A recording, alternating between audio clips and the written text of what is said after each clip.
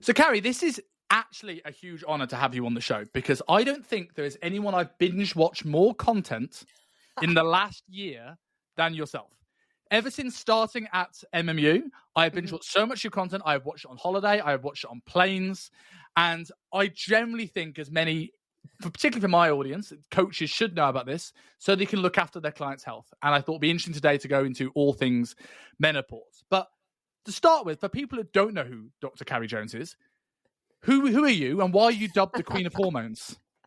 Well, first of all, thank you. That's a huge compliment. I want you to introduce me now to all podcasts moving forward. So thank you. And I have been a women's health and hormone doctor for about the last 24 years. I realized selfishly, I wasn't taught a lot about hormones.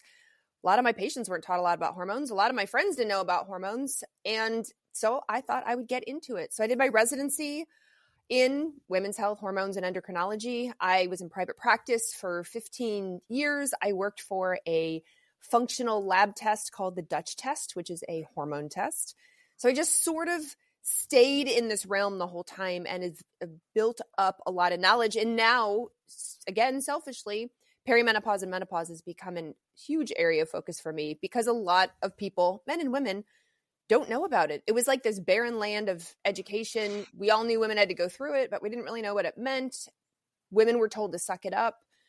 You know, how do we handle somebody who's having hot flashes and night sweats, but yet preserve their brain?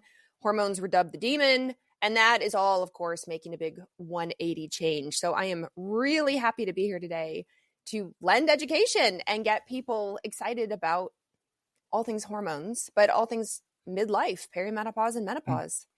I think the hormonal question is really, really interesting, right? We said on air that if we look at most of the health and fitness industry now, we have one side that is purely calories and one side that's purely hormones. And these things massively intersect. And we're also at the first time in certainly in the memory I have of the fitness industry where Google searches for health have surpassed Google searches for fat loss, body composition, and muscle gain. Yeah. So for people who are listening to, or maybe more coaches working with the average population, focusing more on body composition and fat loss, where would you say the middle ground is between focusing on calories and focusing on the deeper aspects of hormonal and functional health? Oh, I think there's a huge crossover. And I say this all the time because I know, especially as women go through perimenopause, especially as they start losing their progesterone and estrogen. And estrogen in particular has such a big role in our glucose, our lipids, our ATP production, like things that are really heavily involved in body composition. We know if she has the perfect macros, she's been working with a coach, and all of a sudden she hits 45 years old, or all of a sudden she hits 50 years old, she loses her period, estradiol goes down, she will call or email or text and immediately say, I'm gaining weight. I'm feeling a change. My pants are tighter. I'm getting more cellulite. I didn't change anything. I promise I'm following the macros. I promise I'm not cheating. And I hear this all the time because those change in hormones are literally affecting what she does with those macros or how she metabolizes fatty acids or what's going on in her liver, how her skeletal muscle is processing glucose or not. And so I think we have to pull the two of them together because, of course, if somebody's maybe excessive calories and we can give them all the estrogen they want and that's not going to work. And vice versa, if somebody is on the perfect macros, they're the ones that are going to call you and say, I didn't change anything. I promise I'm following the program. And yet everything is changing. I'm like, oh yeah, welcome to perimenopause.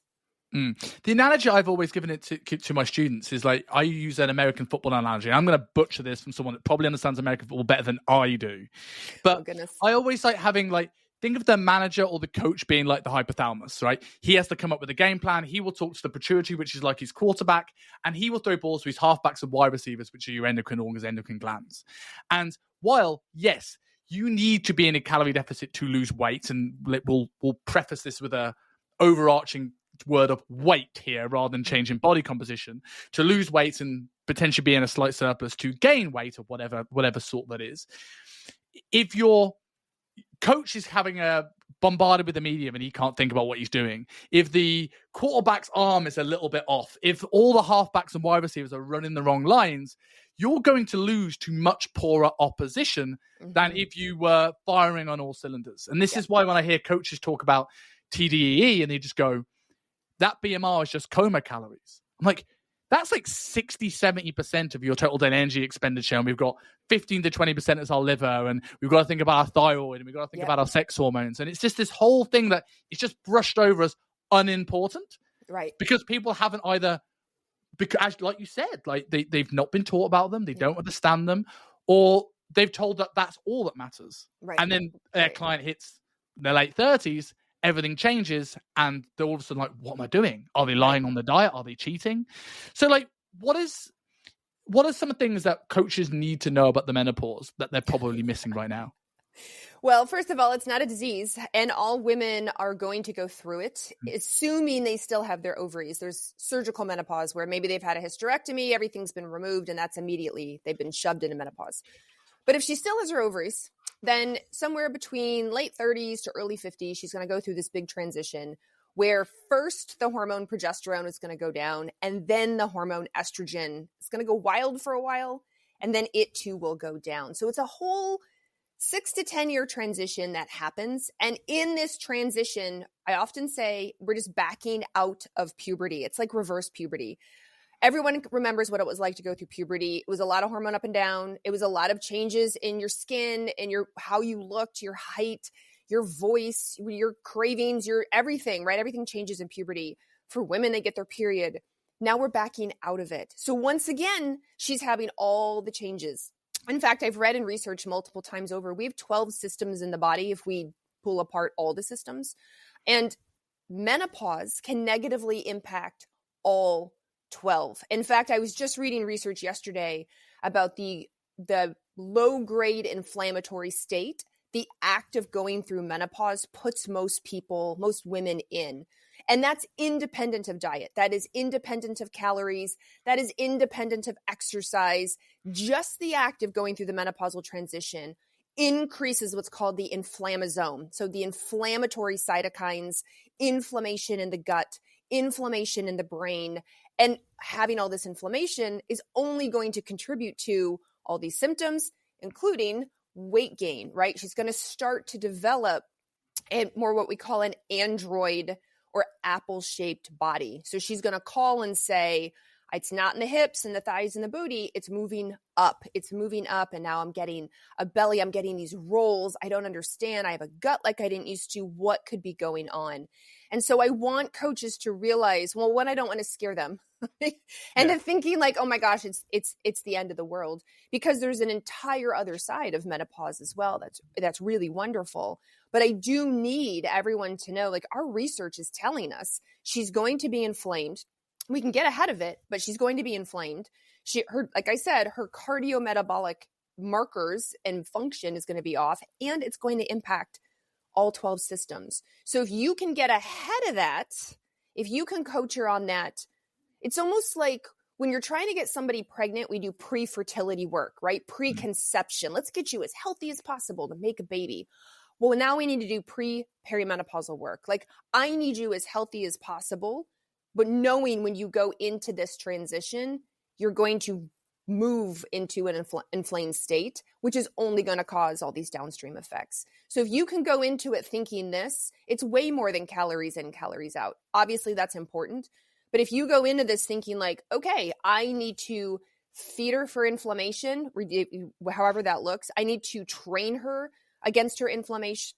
I need to keep her skeletal muscle really built up and adding to it instead of losing weight, but it's all the skeletal muscle she's losing, because it's only going to make things worse. And this information is now starting to come out more and more and more in our circles. It is not yet making mainstream medicine or mainstream media. And that's what I'm like, gosh, there's so much we can do from a diet and lifestyle supplement hormone point of view, in addition to the macros, the calories.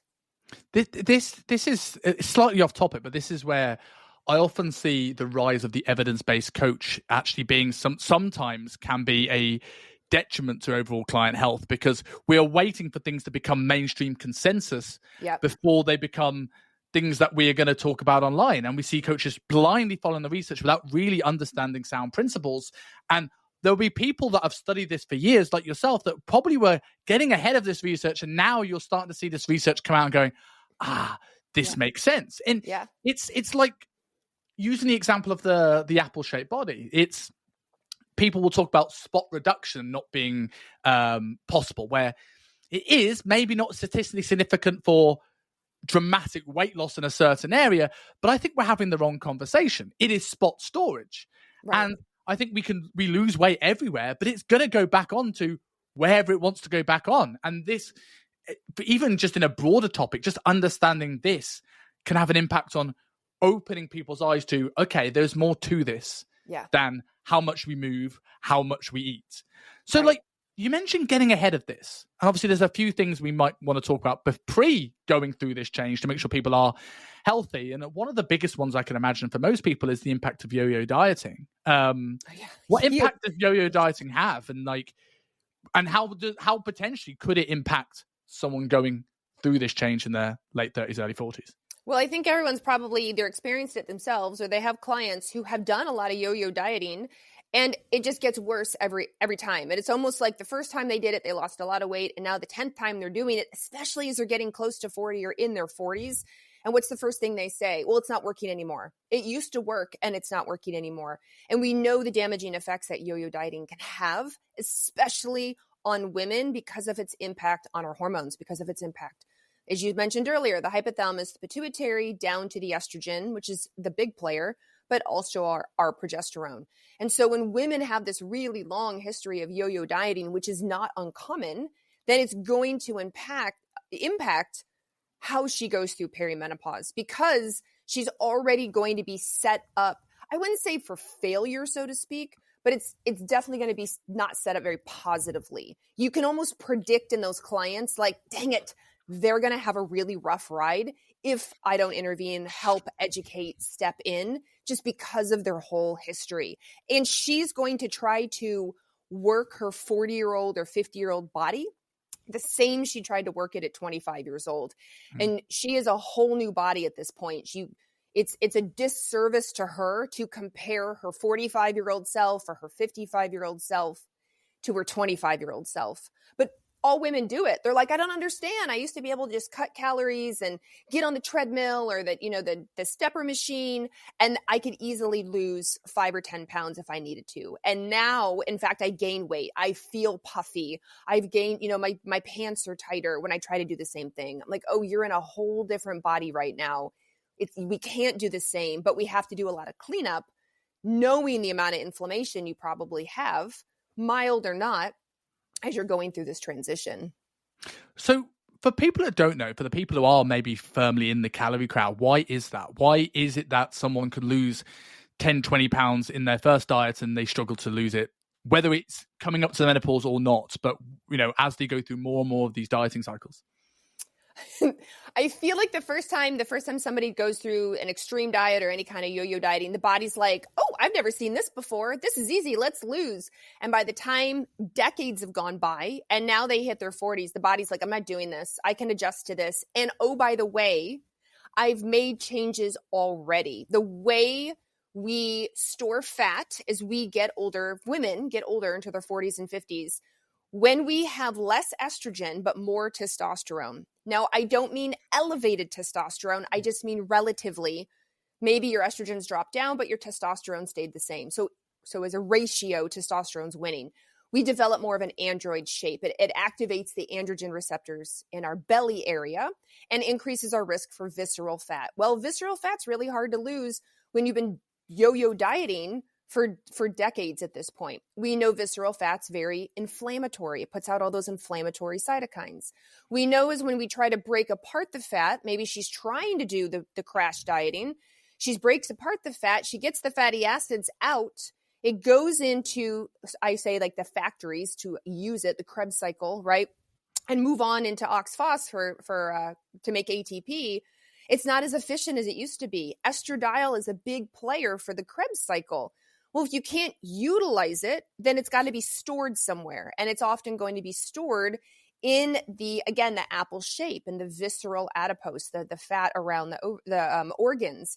And so the act of yo-yo dying younger, we have youth and hormones on our side. Once we hit into our 40s and 50s, we don't have youth, and we often don't have the hormones. We don't have the efficiency in these, let's say, these factories that are helping us utilize the fatty acids and then eventually go on to make ATP. In fact, I was reading a study yesterday about the role estradiol plays in ATP. ATP being, of course, our battery packs, right? Our cellular energy, literal energy for the cells. And it's the difference between, are you running your body by candlelight or are you running your body by full spectrum light? And I guarantee you a lot of your clients are complaining of things and it sounds like candlelight. I don't have energy. I can't lose weight. I can't grow hair. My hair isn't falling out. My skin is looking older. My digestion, I have constipation, right? I don't have any patience. I'm depressed. And so these are candlelight type things, as opposed to full spectrum light is my energy is fantastic. I have all this lean muscle mass. I can easily grow hair. My skin looks great. My eyes are bright, right? Like full spectrum light. But we start to lose this. And if your coach is just saying it's a calories in, calories out, I'm sure you're cheating. Let's try this again. Let's cut more. That the body's like, it's a major stressor and she's already stressed. So we have to be really careful with these women at this time. And I suppose the important thing for a coach to understand is knowing what those symptoms are, right? It's you're going to have, if you have 10 clients, there's going to be, that aren't losing weight, there's going to be a bunch of them that have genuine things that we need to look a little bit deeper at, maybe look at labs, maybe look at some symptoms, maybe look at support and some stuff. And there's going to be half of them that are, they don't realize there's any calories in a latte and they're snacking on nuts because they're healthy. Oh, absolutely. That's why you have to bridge the two together.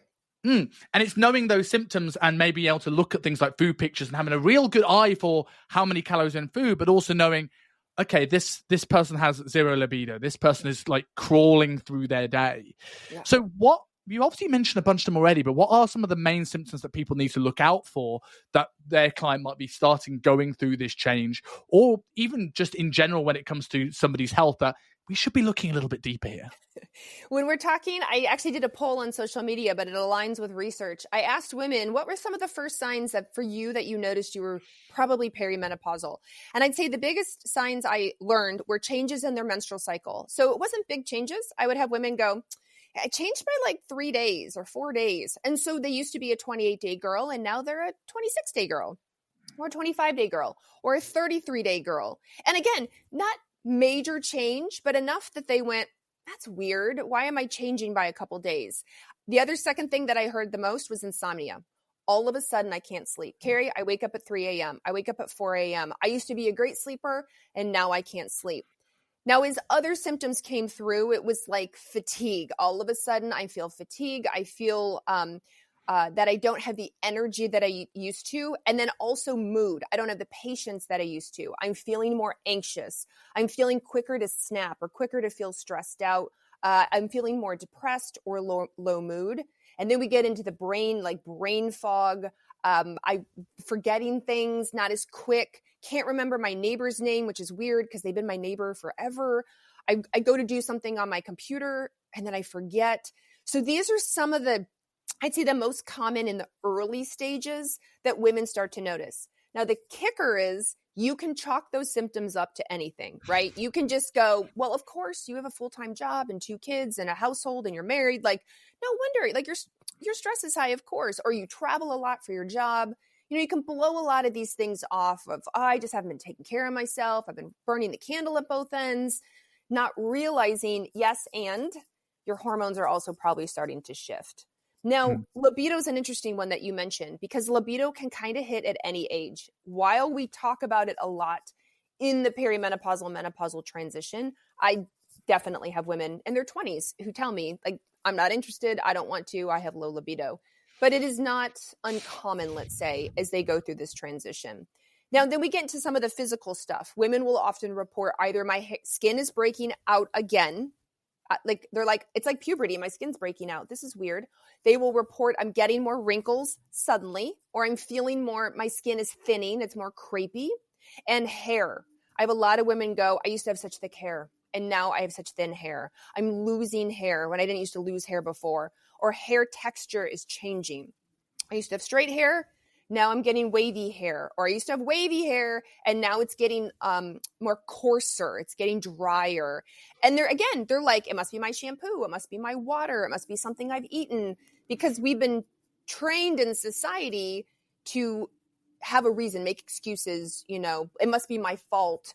I'm sure that's what it is. But nobody's training us yet that, hey, you're in your 40s and 50s or even late 30s. It could be the start of this transition, because these hormones play such a role in everything going on in your body. So I think it's important to check in as a coach, obviously, with asking these questions. And it's almost like, hey, do you think it could be perimenopause? Like, here's 10 questions and some, symptoms. You checked 8 of them. You're not sleeping. Your cycles are starting to change. You're noticing a lot of fatigue. Your anxiety's gone up. Do you think it could be perimenopause? And so I'm assuming there the main thing is the accumulation of symptoms. But as you said, if you hear hoofbeats, you think horses, not zebras. Yeah. There could be a lot of reasons why sleep is an issue or why energy is an issue. So, but what you also mentioned there is also common things for people that are super stressed out. Yeah. So if someone's HPA axis is going all over the place, we're going to get similar symptoms, whether this is actually linked to perimenopause or just linked to work, stress, family, et cetera, et cetera, et cetera. So I suppose there's a double-edged question to this. The first one is, have you seen changes in the severity of menopause symptoms and how people are going through this as we've now moved into more of a world where more women are becoming super successful, busy entrepreneurs and have schedules like yours and all that sort of thing? Have you noticed that coincide with issues with the gut, issues with inflammation, issues with the menopause? I suppose that's the first thing. And then secondly, how does a coach kind of go, well, it could just be stress. It could be this. Is this where we start looking at labs to find out? So to answer your first question, the answer to your first question is I definitely find when women go into perimenopause with those foundations nailed down, the foundation, the diet, the lifestyle, the community, their exercise, their sleep, all, those foundational things, they tend to do better. It doesn't mean they get through scot-free. It doesn't mean they have no symptoms, but just anecdotally talking to hundreds and hundreds of women, attending a lot of conferences, a lot of social media, they're like, it's not so bad. It's not so bad. It doesn't mean they don't need hormones potentially, but I do have women say to me, like, thank God I do all the things. Thank God I started in my 30s and now it's not so bad as I'm going through perimenopause. Now, it's not a guarantee. It's not a guarantee, but I do notice it at least as an observer of a lot of women in a lot of places. Now to answer your, so then we get into, could it be stress? So the answer is yes. So if a coach is like, well, could it be stress or perimenopause? We'll treat both. Like if you know they're stressed out, if you know their HPA axis is a mess, if you know they're living on adrenaline, I'm not saying blame perimenopause, but acknowledge, hey, it's women in this transition because their hormones aren't anchored anymore, is being consistent, then they're going to be more susceptible to stress. They're going to be less resilient temporarily while they're going through this big transition. So if you know that, then work with them on their stress response, their resiliency, their HPA axis. Now, as far as testing, when you're getting these symptoms back, I am a fan of testing. I think knowing what we know, that a lot of women develop thyroid issues at this transition, check their thyroid. If you are listening to their cortisol story, their stress story, and you're like, oh my gosh, this is crazy. And you're thinking, I should probably check and see what their cortisol is doing. Is it high? Is it low? Is it high at night? Is that why they can't sleep? Yeah, go ahead and test it. Since we know their lipids, their metabolic markers, their glucose, their insulin, is not great in this transition. It gets progressively worse unless you intervene. And if she's coming to you saying, I'm gaining weight and I haven't changed anything, run the markers. Let's see where she's at. So yes, let's be proactive as she's making this transition and not 100% just rely on, again, calories in, calories out. Mm. They're important. And we have to look at the whole person, right? It's a 360 approach. Working with women going through perimenopause. And I suppose, like, when it comes to said of treating both, it becomes this chicken and the egg thing. Maybe the stress isn't the cause. Maybe it is the perimenopause symptoms. But if you said if someone's less resilient temporarily through stress for this period, they've already got a pretty full stress cup. So either you helping empty some of that stress cup a little bit is either going to help them bring back down the less resilient state they're in, or it's the problem and you're working on the direct root cause of this. Yeah. So if someone's going through this or someone's client's going through this, if we start there in terms of stress management stuff, what have you found to be the most helpful, whether it is lifestyle stuff or supplementation or training related? What have you noticed seem to work? Yes. 2 things I would say stand out the most. The first thing is get them sleeping, which is a tough thing because that's probably a number 1 or number 2 symptom they're having. So anything you can do to get them sleeping, whether that's their sleep hygiene at night, get them off their screens, have them get a wind down routine. That's not wine with an E, that's wind with a D. Or, calming herbs, sleepy time tea, whatever you're doing at night to get them to sleep. If they need progesterone, referring them to get on progesterone at night because it's very calming. Sleep is huge. It's where we rest, we repair, our brain goes through detoxification. Now, the second thing is very easy. It's empowering them to have boundaries and say no. Because what I find a lot is that as women are going through this transition, they, again, think they can take on the world and they can do everything for everybody, not realizing their own self, their own body is getting more threadbare. They're not as resilient as they used to be. We want to be as women. We have been for decades. But again, now we're burning the candle at both ends. So really empowering her to say, you know what, it's okay to say no, set boundaries, and no is a complete sentence. And the amount of women that I've said this, like, don't do something that doesn't light you up. Don't do something if you're not like absolutely required to do it. Say no. Make space in your life. Give yourself more breathing room. Has been massively helpful for a lot of women. Now, I love all the stress stuff. I love the breathwork exercises. I love stretching. I love yoga. I love having more easy days as opposed to hard training days. I love all the supplements, but all the supplements in the world are not going to help set boundaries. If she's constantly adding to her plate, she's taking care of everybody else, she's neglecting her own health, like ashwagandha is not going to fix that. Rhodiola is not going to fix that. So we start with what can we do that's, effective, free, cheap, and easy. Let's get her sleeping. Let's get her setting boundaries. And then let's back up from there. What else can you add to your plate of going through this transition? I hear it from a lot of type A overachieving women. I think I don't have the bandwidth. I don't have time to journal and do 30 minutes of meditation and then 10 minutes of breath work and then get all the protein in and then lift heavy and then add sprints and then like it's a full-time job almost just going through perimenopause. I'm like, oh yeah, no, let's cut that way back and say no. I think that's one of the biggest things with stress management as a whole, right? We've certainly seen this big push of sort of like biohacking and recovery, which I love. I'm a huge fan of this. But then we have people getting up, going out into the sunlight in the morning, touching grass, come back in, doing a 3-hour journal. Then they're doing a 12-hour meditation. Then they're getting in an ice bath.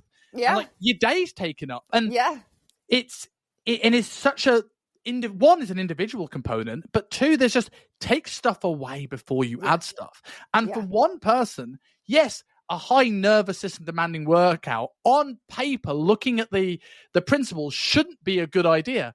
But if someone has a really stressful day and lifting a few heavy sets of deadlifts actually calms their mind to relax into the evening, there's like, yes, there is what's said in research, and then there is the human in front of you, and there's being able to work with that person, I suppose. Right. And I love that you said the cold plunge. I will have women say to me, I'm thinking about buying a sauna, like a big, beautiful cedar red, I'm thinking about buying a cold plunge. Do you think I should buy that? And I'm like, no, because you're still having your glass of wine at night as you scroll mindlessly on your phone and you're not sleeping and you won't say no to anything and you're taking care of everybody. Jumping in an ice bath is not going to help you. What I need you to do actually is swap out your wine for sleepy time tea at night. I need you to start saying no. I need you to build in time for yourself. It's some of these, again, I'm just going to say foundational basics, but because it's never been taught, it's not considered acceptable, and everybody around you is doing it. So you're like, well, it must be normal. Then it's hard to think like, oh, I need to, as you said, I need to back off. I don't need to add more. I'm like, yeah. And it's okay. Sometimes as a coach, and I tell my coaches this, sometimes you're just trying to keep her head above water. Don't add in all the extra stuff, because she's literally drowning right now in her stage of her life. Just keep her head above water and work on her nervous system, and a lot gets better. And some of that is very much in the control of the coach, changing training stimulus. That adds nothing to their plates. Like, I had a coach, this wasn't anything to do with the menopause, this was a male client, but was struggling with sleep, struggling with energy, and nutrition was in a good place, hydration was in a good place. He wasn't in a crazy big deficit. I was like, have you tried changing training stimulus? He's a big ego lifter. Let's just pull volume down for a little bit, work on some pump work. You'll probably feel good with it. Right. And these are things that are in the coach's control you can make an impact on that stress cup without having to ask anything of them. And while there's probably more impactful things you can do, if someone is a Fortune 500 company owner, or they have a family of 8 and they're just terrible at saying no because they always have taught to put themselves last, that might take time. What are the things that we can do immediately? And this is why I always talk about, you can empty the cup, which is probably relatively quick to do. You could get a bigger cup, which is therapy, journaling. That takes time, unless you've got an ayahuasca and a jungle on your doorstep. Or you can put a lid on the cup, which isn't as effective, but it's that's the supplementational support. Right. It's putting a plaster on the bullet wound. It's not taking out the shooter, but at least you're not bleeding out in the process, Yep. So we've gone over the stress component here. What if you had a tick list of other things women need to be aware of to be able to set themselves up for this time? What are some of the top considerations in your mind? The GI tract health is another big one. And I think we're going to see this really hit the research pretty consistently over the next year. I think we're going to see it a lot on social media, because as women go through perimenopause, their hormone changes negatively the diversity in their microbiome, in their GI tract. And that's the microbiome from the mouth all the way down. My dentists that I talk to say, oh, we can definitely tell as women are going through menopause where they're at because of their gum health or the health of the teeth, even TMJ, the temporal mandibular joint. I remember you saying TMJ recently. I thought it was very interesting. First I read about progesterone in TMJ, and I had a dentist tell me we see that all the time. Women, when they lose their progesterone, their TMJ gets worse. Then I read an article about estrogen and its role in TMJ. I'm like, we can't win. What the heck? It's so not fair.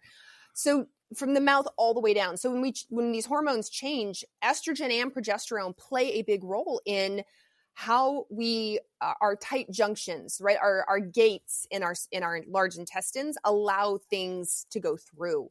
And we can get leaky gut, or more prone to leaky gut, because of the change in estrogen and progesterone. We have a mucus layer, like a snotty layer that's there to trap all the yucky stuff so that our immune system can come deal with it. And we actually have parts of our microbiome, like Akkermansia, its job is to make sure the mucus layer is healthy. But estrogen is a big proponent of Akkermansia. It's a big trigger for Akkermansia. And when she doesn't have a lot of estrogen, then she can lose out on that diversity. And this is just one example of Akkermansia. So what happens now is she's developed leaky gut, and she gets what's called translocation. So things that should stay in the intestine are crossing through out into the rest of her body, and her immune system gets mad. And when the immune system gets mad, it creates inflammation. So it further contributes to this low-grade inflammatory state that she's in. And what's amazing is that we can do so much with the GI tract. Now, I mentioned our diversity goes down. So this means add in diversity of food. I guarantee you a lot of coaches, when they create their meal plans, people are eating the same thing every day. When you go out to a restaurant, your favorite Mexican, your favorite Thai, your favorite Indian, you eat the same thing because it's your favorite, it's good, and you know it. When you get takeaway, you order the same thing. Time for some diversity, right? So time for some diversity.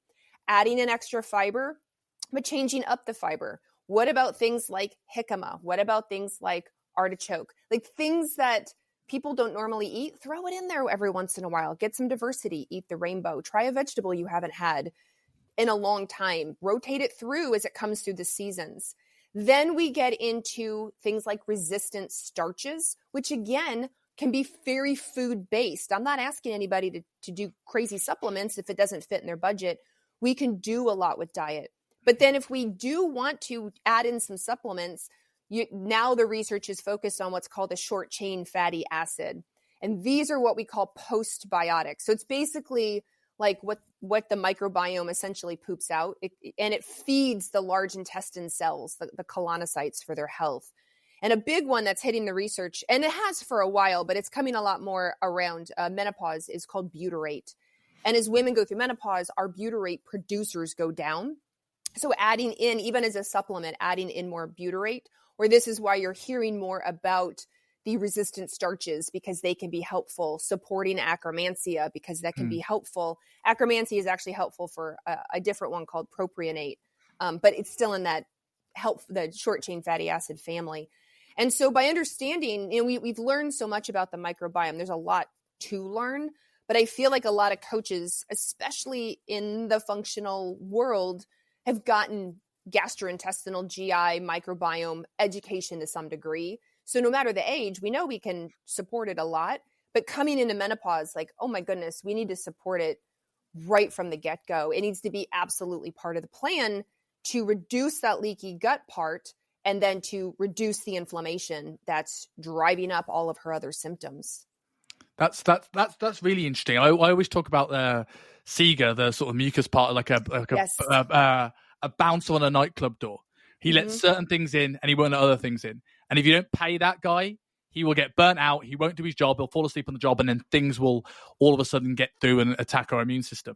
You mentioned food rotation. Food rotation is a really interesting one, because I'm like most things in health, right? There was a little bit of a Goldilocks just right level of food rotation, because when clients come in the door, they actually probably don't have as much rotation in their food as they think, right? But they often think they need more rotation in their diets because they have this preconception that diet equals boring. I need 7 million recipes. Right. So we almost want to get people into structure. And when we look at people having the research of long-term weight loss, some of the common things are people weigh themselves more frequently, so they're more accountable. People getting a little bit of a buy-in, maybe initial quick win. And people eating roughly the same things every day, because it becomes autopilot, removes decision fatigue. Yet we also know the benefits, especially from a gut health perspective, as you mentioned, of rotating foods. So for people listening, it's like, how often should people considering rotating food so it doesn't become so overwhelmingly complicated, but at the same time get what we need to from a digestive perspective? So I don't want to make this complicated. Like technically, for example, like my coach, when I work with my coach, we rotate styles of eating about every 3 to 4 days. So we rotate, high carb, low carb, keto, sort of every 3 to 4 days, because I'm trying to achieve a certain thing.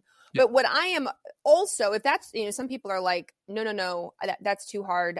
What should I do? I'm like, just choose differently. Like if you're going to have a vegetable and you always eat broccoli, that's what you eat on Mondays with your chicken. Okay, can we do turkey instead? And can we do cauliflower instead? Or can we do, parsnips instead? Can we do other vegetables that maybe you don't normally add in? If you only eat bananas, that's the only fruit you eat. Like, can we throw in some berries sometimes? Like just even starting really basic for somebody, because again, it depends on their level of commitment and their level of overwhelm. That I'm like, let's just try new things. Carrots and peas are not the only vegetables out there. Let's diversify, or let's eat with the season. So at the time of recording, now it's the fall, like a lot of the squash are coming out, and can we start adding those in? And then when we move into spring, could we try the spring vegetables and the spring fruits, and through the summer, etc. You can keep, a lot of what you eat, but try new things, rotate in new things. But if you're more advanced, if you're like, no, that sounds really interesting, rotate the style I'm eating every 3 or 4 days, then that's more nuanced, right? So now you're like, okay, you're shifting your macros to be either like high carb day for a few days, low carb day for a few days, or full on keto for a few days, and just sort of rotating around can make a huge difference. And it doesn't have to be long. You may do it for a month or 2 or 3. Can make a huge difference in what's going on in your GI tract. And you will read this, and once you get in the literature, you will read over and over microbial diversity, food diversity. Diversity comes up over and over and over again. But because the scientists don't define diversity, nobody's really sure, like, what does that mean when it comes to diet? Like food diversity. I was just reading a study yesterday about food diversity, and they kept saying it, but they never defined what they meant by food diversity. They just said people eat the same thing over and over. And I'm like, well, then that's easy. We can switch that up and let's see what happens. I love that you mentioned keto dieting, because I certainly in my echo chamber of the fitness industry that I see that we're quick to demonize things these days in the world where Instagram is very much the stitch incoming era, where we like to criticize everybody else. That the people are very anti-keto or very anti-carnivore, very anti these tools. And why I look at it, they are a tool, and there are benefits to someone wanting a keto diet, whether that is a physiological benefit or whether that is just, it's easier to swap chips for a side salad than it is to try and get someone to remove the oil they're cooking in at a restaurant. Right. So low carb is easier for some people who are busy than a high carb, low fat diet. Right. So from in this perspective, you mentioned keto. What are the benefits of a ketogenic period in that rotation in your mind? Oh, yeah. Well, because we have, obviously with the ketogenic diet, we're going for the fat aspect, right? So we're just, as part of this rotation, again, is diversity. So what you would eat in a high carb day is completely different than you would eat in a ketogenic couple of days, which is all about the diversity. Two totally different meal plans. Even if you didn't do the ketogenic, let's say you did carnivore, which is sometimes often very close. So again, what you would eat in a carnivore day, very, very different than what you would eat in a high carb day. And that's the point. You're trying to, shock isn't the right word, but you're trying to like show the microbiome differences. I want it to move. I want it, your microbiome can change very quickly. I'm not saying it will stay that way, but I'm trying to shift out maybe bad bugs. I'm trying to show diversity, especially when she's losing diversity as she's going through menopause. And again, I fully see it when people are like, oh, carnivore is bad, keto is bad. And I'm like, I'm just advocating for a couple days. I'm just advocating for some change because the research is showing us food diversity can make a huge impact on the microbiome and what's going on down there. So let's do it. It's easier than we think. And people are already buying food. I just need them to buy a different food. It's not like adding in a supplement. Yeah, I absolutely love that. And I really want to change the ethos, the way we look at macronutrient ratios. Often when we think of low carb, we think of carbs being bad, and that's the conversation, or low fat and fats being bad. And I think, no, I think this is completely the opposite. For the most part, we are setting protein that probably might change a little bit, but not as much as the other two macronutrients. I consider a low carb diet, not carbs being fat bad, but fats being good. What are the benefits? What are the good things about fats? In the flip side, what are the good things about carbohydrates? Right. You've mentioned inflammation already, right? Loading up on maybe more omega-3 and anti-inflammatory fats can help with this inflammatory piece of the puzzle. It just means we don't have as much room for carbohydrates within our calorie allotment. Then on the flip side, we've mentioned stress management. We've mentioned thyroid during the menopause. And what is carbs going to do? Help calm the nervous system, help support thyroid. Yeah. So that rotation makes sense from a huge array of perspectives here.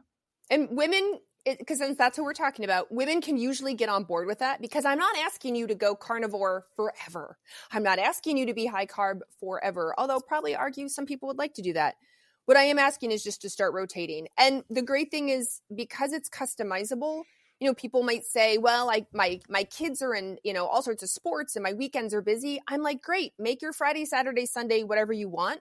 Monday, Tuesday, Wednesday, we're going to switch. Let's do keto or carnivore Monday, Tuesday, Wednesday. And we'll switch out. And then people will say, well, what about with their menstrual cycle? I'm like, absolutely. We can totally tailor this to her being in her second part of her cycle, her luteal phase. We can do the higher carb there. We can do the lower carb in the follicular phase. Like, we can absolutely adapt it to her and see how it works. But women tend to like it because it's not, this is what you're doing and you're going to do it for months, because then they do get that fatigue. They're like, I just want a piece of bread, but I can't have it. But in these rotations, it's like, well, just not for 3 days, or depending on your cycle. Because remember, women in perimenopause can still absolutely have regular cycles for a long while. And we still have to keep in mind that aspect of it, where they're in the follicular phase, it's the building phase. And in the luteal phase, it's the potential, whether she wants to or not, the potential she may become pregnant to implantation. So her whole brain and her whole body is sort of working around that, which is why our type of exercise and what we eat in that second half can set her up for success or failure if it's very restrictive. I love the evolution of that. I think this is when you often hear people talk about diet and training around the cycle. They often see things where it gets so complicated from day one, right? Brand new woman comes into you, she doesn't know what a macronutrient is, and you've given her 4 different diet plans for 4 different weeks and 4 different training routines depending on where her strength is perfect in the cycle. I'm like, she doesn't even know what a protein is. And I think what I like about that approach, you could start going, okay, there's some gut issues here, there's some inflammatory issues here. Let's start low carb.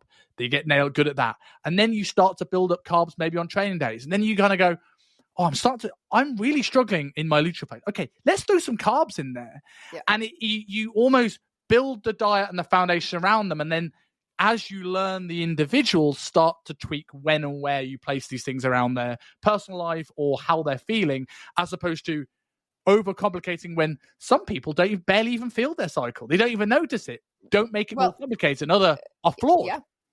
Don't you think that's the knack of a good coach? And I think coaches can learn, or any practitioner, any healthcare practitioner, we can go get certificate after certificate after certificate. We can go to school. We can go to conference. Most coaches have a lot of really great information. They're very well educated after a while. But what we need then is that aspect of it. How do you read and understand the client who comes to you to know where they're at, how not to overwhelm them, and create a plan for that? Because if you have somebody, just as you said, they don't even really know what a protein is, they're not quite sure, like you would never give them a 4-part plan to go with their menstrual cycle. She may not even track her menstrual cycle. Her period just shows up randomly and she's like, cool, I'm not pregnant. So you have to work with that. And then you will have the complete other side of that very type A who's been reading the books and on social media, and she's coming to you for a plan around her menstrual cycle because she's been reading about it. And how to navigate in between is really the nuance of a good coach versus just, oh, I learned this about cycling, I'm going to apply it to everyone. Yes. We got to meet the person where they're at, which is why I often mention things like what's free, cheap, and easy. How does it fit in their budget? What level are they at of commitment? Do they even have buy-in? Because a lot of that, everything I'm saying isn't going to work if they don't have any of that buy-in, if you can't meet them where they're at. Yes, I completely agree. One of the things I was taught when I was doing the sales training at Ultimate Performance was, one of the early questions you ask is, did you come from far? And it's such an interesting question. And the aim was to ask for small talk. It's just to get people coming to the gym. They're scared. They're nervous. They're meeting this person that's in shape. They maybe feel insecure. And it just means you're not going into, tell me why you're not happy. You start with something easy. But when I unpacked it, I thought, this is such a beautiful question, because you can then follow this up. Have you come from far? Oh, no, just round the corner. Oh, do you work or live round the corner? Oh, I work round the corner. Oh, where do you work? Oh, the investment bank down the road. Right. Okay. I know meal prep companies. I know supplementation. These aren't going to be overwhelming conversations to this person. Right. If you go, hey, have you come from far? Oh, yeah, I've traveled 2.5 hours. Well, I know they're committed. Yeah. And then I kind of go, okay, why this gym? Why have you not moved closer to the city? Oh, I can't afford it. Rent prices are sky high. I now know if I start going, let me tell you about magnesium threonate, they're going to pull back. Yeah. And it's that ability to ask the right question that sort of really impacts where you navigate, like a choose your own adventure novel in a way, right? Yeah, absolutely.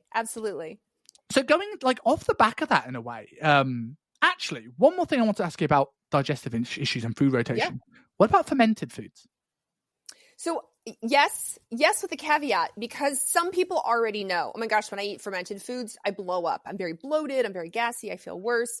So, they have some digestive things to work on. And other people do fermented foods and they don't have, maybe you ask them, do you ever, do you have yogurt? And how are you doing? Do you have kimchi? Do you have sauerkraut? And they may say yes, and I don't notice anything. And you're like, perfect. We can add that into the rotation. A lot of people don't do a lot of fermented foods. It's depending on your culture. It's not often a part of what they're rotating. So I am personally a big fan of it, but I do double check, hey, when you eat some of these foods, one, do you ever? And two, how do you feel? And then I go from there. Because if they're immediately like, oh my gosh, never, no, it blows me up. I'm like, oh, we have some gut work to do. But if they're like, I guess, yeah, I like kimchi, when I have Korean. I'm like, cool.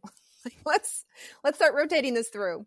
Okay, interesting. And then when it comes to nutrient deficiencies, you obviously mentioned thyroid being potentially going down during this period. Are you looking at other things like B vitamins, iodine? Are you adding things like Brazil nuts into people's diets? Like, what are you looking at from a nutrient deficiency perspective as people go through this? Magnesium is a big one, since you just mentioned magnesium 3 and 8. Magnesium activates ATP, and we know a lot of people are just, unfortunately, because of soils, because of our foods, because of digestion, because of exercise, sweating, they just don't get as much magnesium that they need. And magnesium is a big one that I think, especially perimenopause, menopause, making this transition, is only going to help them. B12, we have 2 active forms of B12 in our body. We have adenosyl B12 and we have methyl B12. There are other forms for supplementation, hydroxo and cyanocobalamin, but the adenosyl and the methyl are big. Now, methylcobalamin helps our methylation cycle.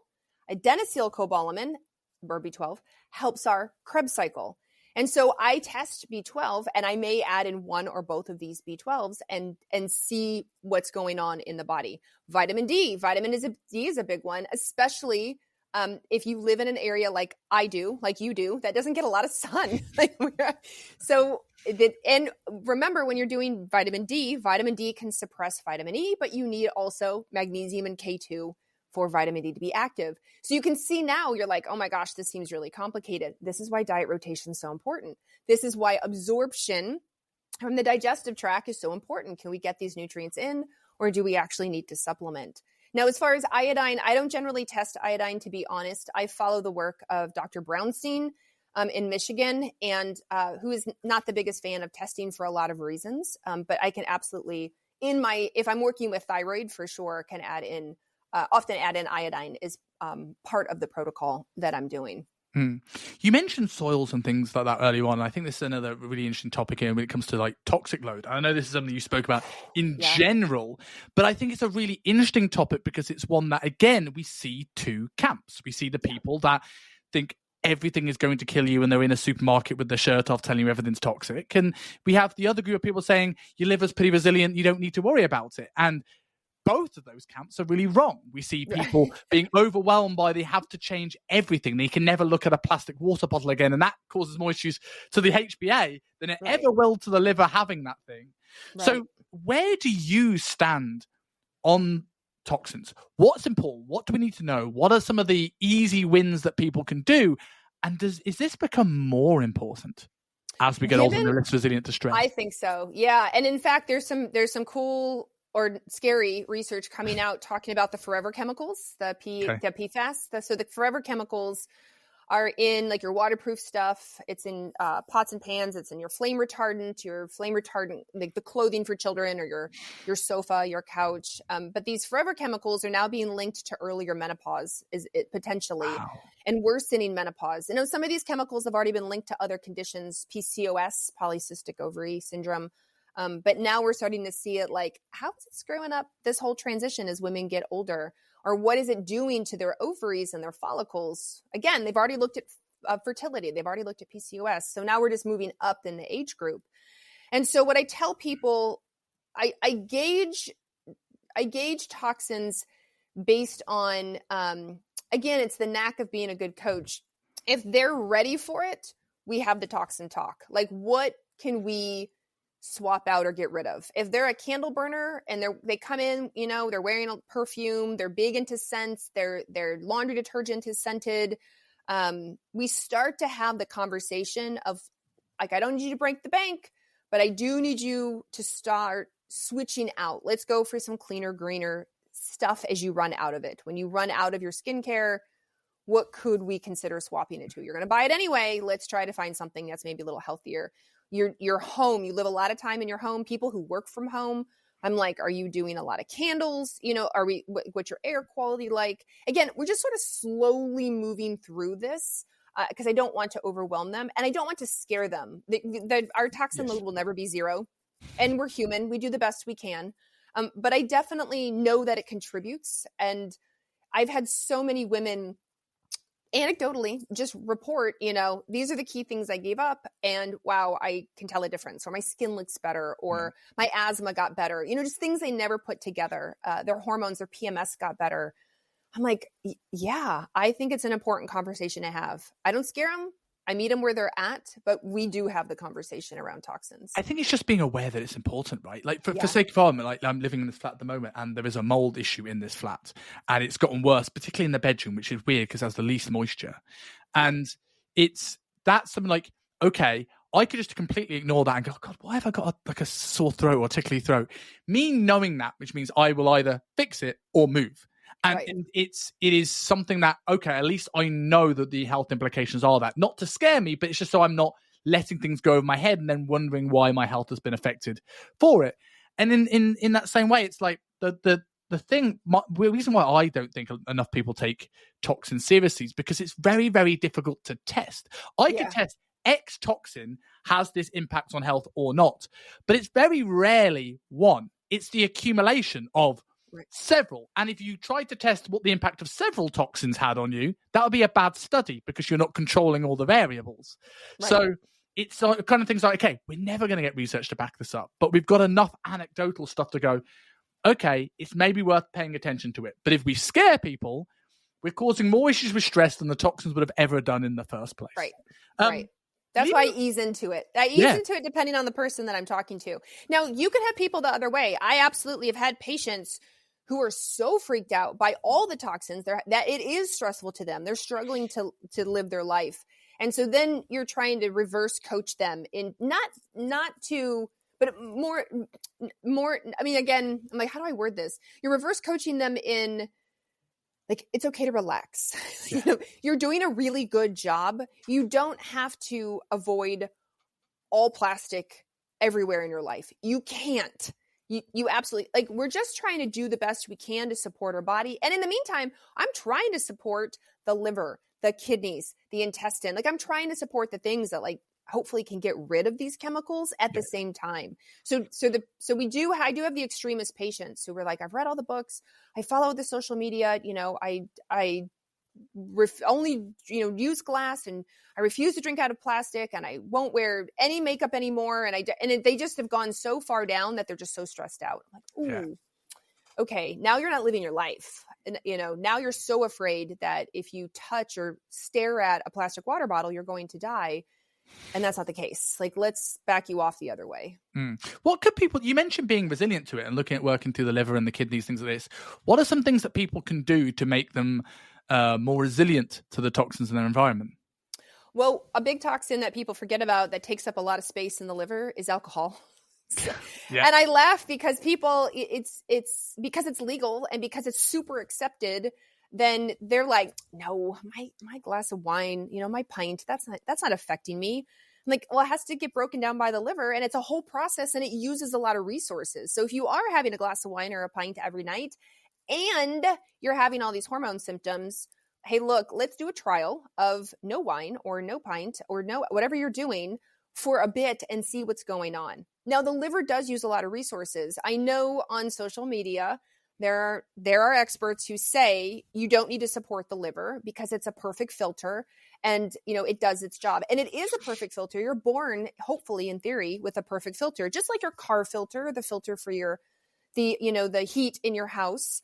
However, over time, it uses a lot of vitamins, nutrients to make it do its job. It uses a ton of B vitamins, zinc, magnesium. If you are deficient in any of those, iron, to get through phase 1 detoxification, they're all iron dependent, heme dependent. So if you're anemic, it's going to affect the way you detox through your liver. And so just being able, like, people are like, well, how do I support my liver? I'm like, well, let's evaluate your alcohol. Let's start to evaluate some of these toxins, and then let's make sure you're absorbing the foods you're eating and just getting the basics. B vitamins, are you anemic? Zinc, magnesium, just some of these nutrients we should be absorbing from our food, because that's honestly what helps the liver go round. One of the biggest symptoms that I've seen with clients of coaches that I work with is mood, and managing mood through this period of time. Like, how does the menopause affect people's mood, and what can we do?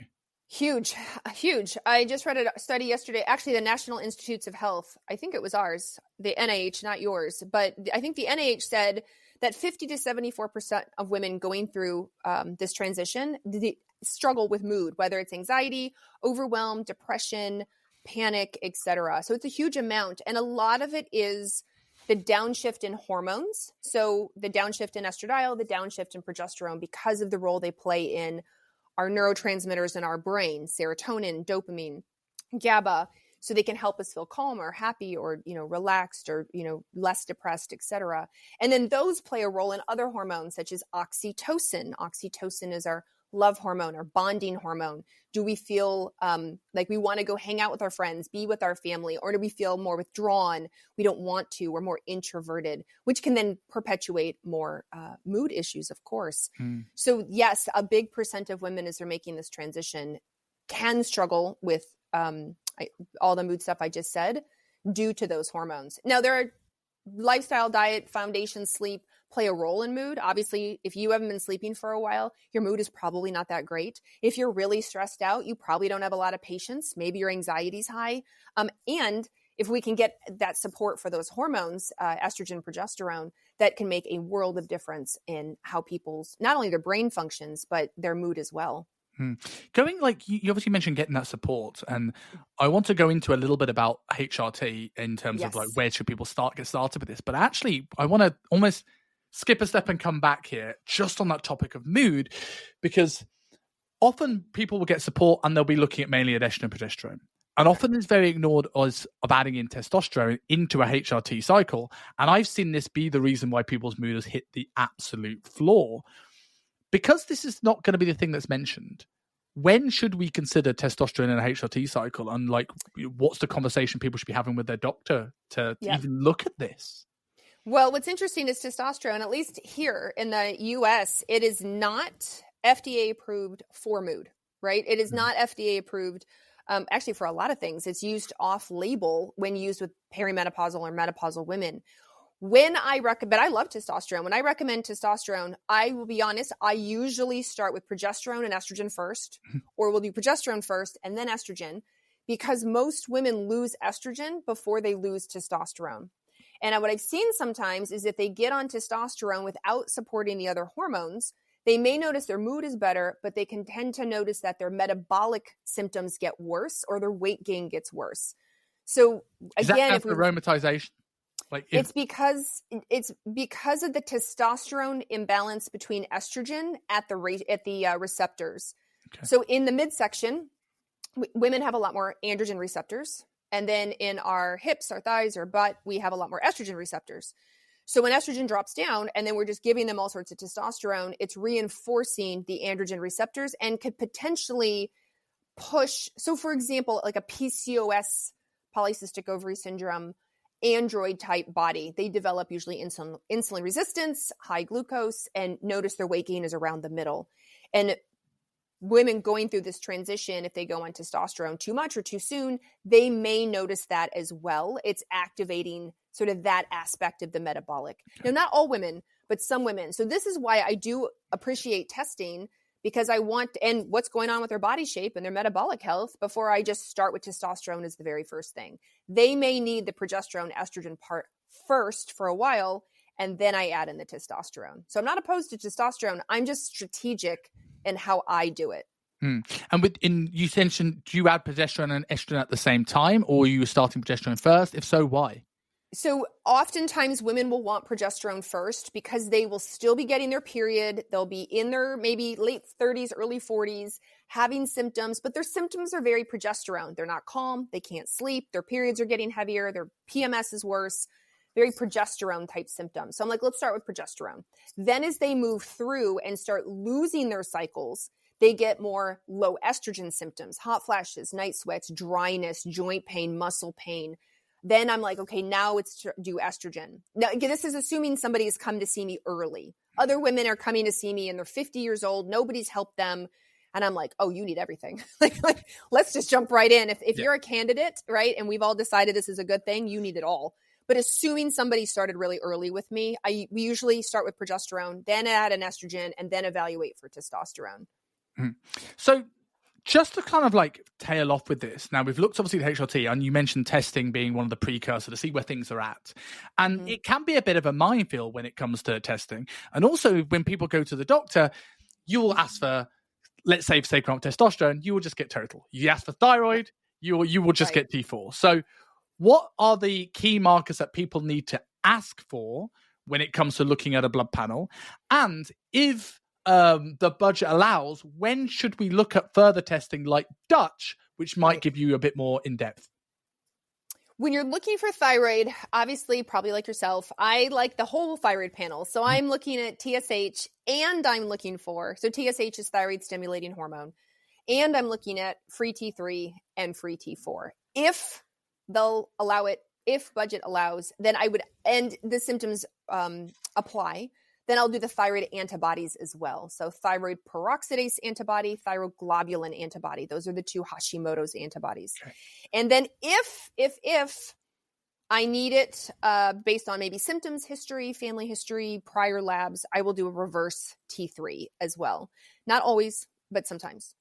So that's thyroid. Then when it comes to testosterone, I like, very similar to men, I will do a total testosterone, a free testosterone, and a sex hormone binding globulin. I want to see the entire panel, even for women. And I think this gets forgotten about or pushed aside because they're like, testosterone's a men's hormone. It's not a woman's hormone. It's fine. I'm like, no, we have a lot of it too, just not as much as, you do. But, it's helpful to know. I want to know how much is it in total, and then what's free and available and what's getting bound up. Now, when it comes to a Dutch test, so the dried urine test for comprehensive hormones, that's a lot more comprehensive, hence the word and the name of the acronym, because now I'm looking at the testosterone, but I'm also looking at DHEAS, and I'm looking at how it moves downstream. When it breaks apart, it's called a metabolite. Where is it going?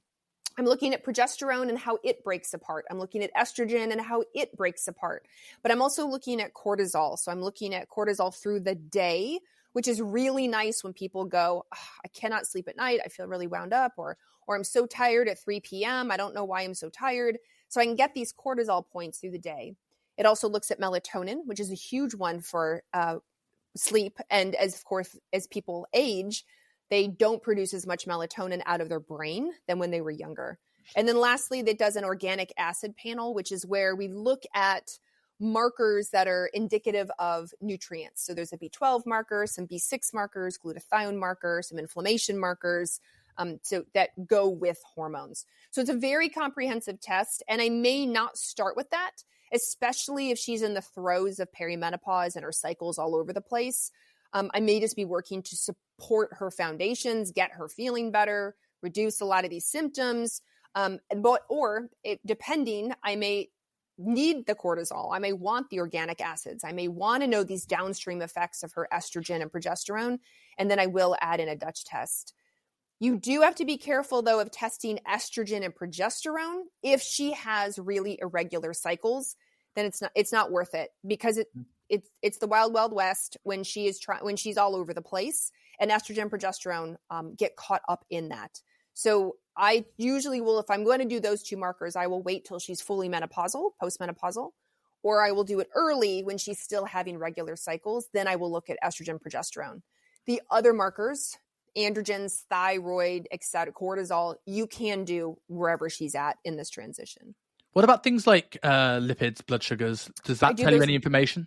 Right from the beginning. I want to know where she's at multiple points, because they are usually asymptomatic when they turn for the worse. And a lot of women turn for the worse and don't realize it. So I do lipids, of course, with triglycerides, apolipoprotein B, I'll do glucose and insulin. And then if I can, I will do the inflammation marker CRPHS, which is the C-reactive protein, the high sensitive one, to get a gauge on that. So I would love to have it early in her transition. If I've been seeing her for a while, I probably have it in her 30s.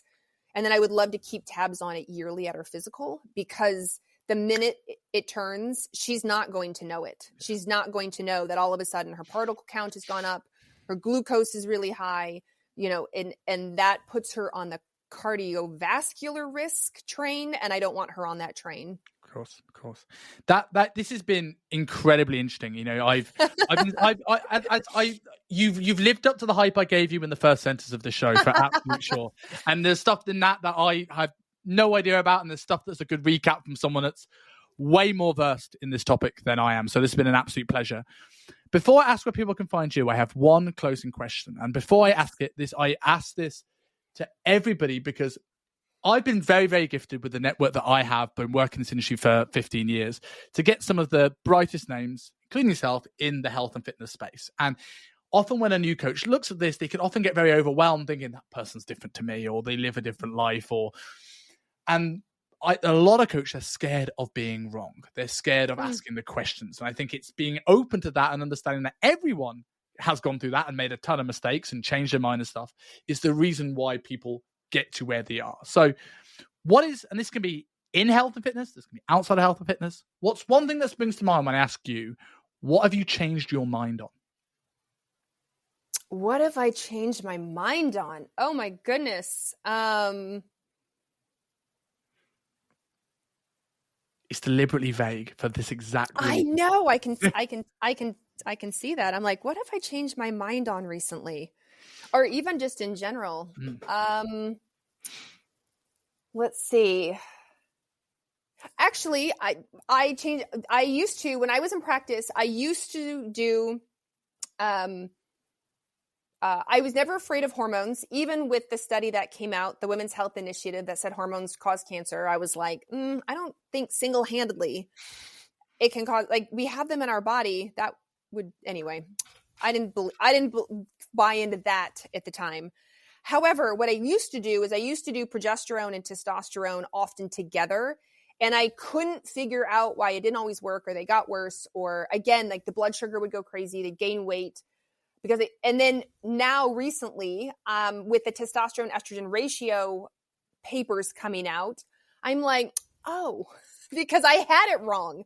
I had physiology wrong in the female body of where receptors were, how much testosterone we actually have relative to estrogen, even though estrogen's the bigger player, and what that does. I was actually driving them into a PCOS, a classical PCOS shape, as opposed to the reverse, stabilizing estrogen as best I could, and then adding in the androgenic aspect for everything else, like either libido or bones or mood, if it was going to support that. So that's probably the most recent thing that I was like, dang it. I love that. I love the answer because one, it's very, very on brand with going into hormonal health, right? Which really just sums you up as the queen of hormones. But it also shows not only something you changed your mind on, but something that you've openly admitted to making a mistake, as we all do, and learning from that, from finding mentors and people and experience and trialing things, and have come out the other side of it. So if people want to know more about you and what you do, where can people find Dr. Carrie Jones?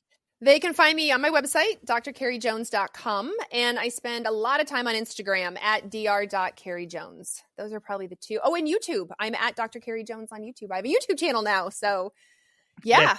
I will also throw in there, as anyone else, you do a lot of work with Metabolic Mental University, which is some great work that I have listened to. And on the Dutch YouTube channel, which I have also binge watched, so I'm just going to spread all the avenues of finding some information about yourself. But MMU so Dutch, Rupa Health. Yeah, I do a lot of education. Now that I've put a lot of the years in, I do a lot of education. And I tell you, I can at least speak for myself that I'm very grateful that you do. So thank you very much for your time. Absolutely love this. Thank you.